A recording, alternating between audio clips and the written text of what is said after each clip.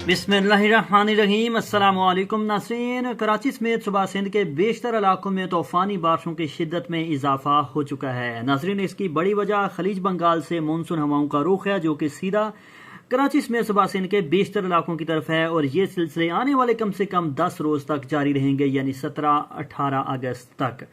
ताज़ा तरीन सूरत हाल आपके सामने, जिसमें आप देख सकते हैं कि आज गरज चमक के ताकतवर तूफानों ने सुबह सिंध के बेशतर इलाकों को अपनी लपेट में लिया, जबकि कराची में भी बारिशों के वो सिलसिले जो पिछले कई रोज तक कुछ इलाकों तक महदूद थे, आज कराची के तमाम इलाकों में फैल गए। नाज़रीन, आज कराची के तमाम इलाकों में शदीद और मूसलाधार बारिशें रिकॉर्ड हुई, और ये सिलसिले आने वाले अब कम से कम 3 से 4 रोज ज्यादा शिद्दत के साथ जारी रहेंगे।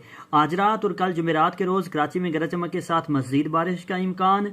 आज रात और कल किसी भी वक्त गरज चमक के तूफान एक्टिव होकर कराची में शदीद बारिशों का बाइस बनेंगे, जबकि कल जुमेरात शाम रात को और ज्यादा शदीद बारिशों का इम्कान है कराची में।